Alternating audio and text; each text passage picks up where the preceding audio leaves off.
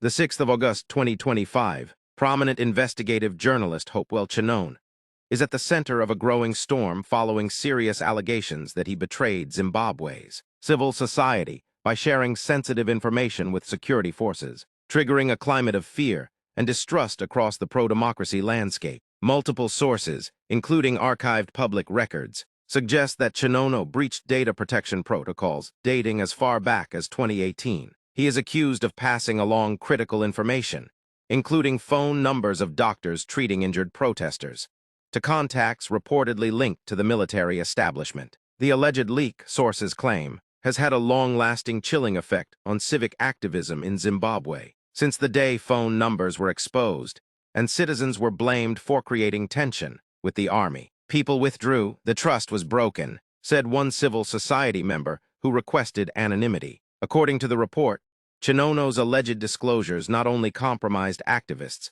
but may have influenced Vice President Constantino Chiwenga's security approach. At the time in charge of defense and security, Chiwenga is said to have adopted a more authoritarian stance after a reported 2019 meeting involving intelligence briefings allegedly connected to Chinono. The narrative suggests this shift in tone extended to President Emerson Mnangagwa, who reportedly endorsed the military's aggressive posture toward civil society with minimal journalistic oversight. Reached for comment, Chinono denied the allegations, calling them a personal attack aimed at tarnishing his reputation. However, media observers and opposition insiders argue that the claims are too grave to ignore, especially amid existing fractures within the democratic opposition and the journalistic community. Further claims suggest Chinono holds multiple identity documents with 3 different names and allegedly cited a UK embassy police clearance to justify funds used in the 1996 purchase of a Harare property.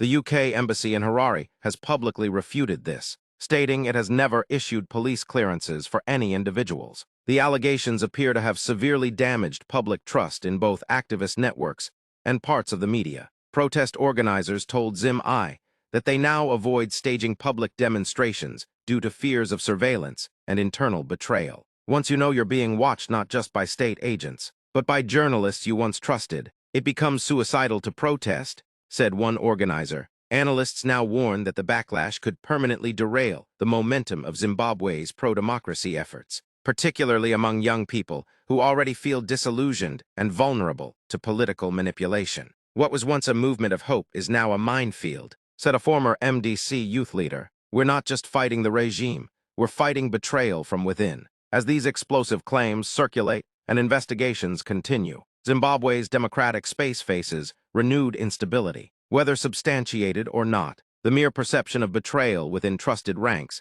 is already casting a long shadow over the future of civic resistance and press freedom in the country. More updates to follow on News Times Zimbabwe.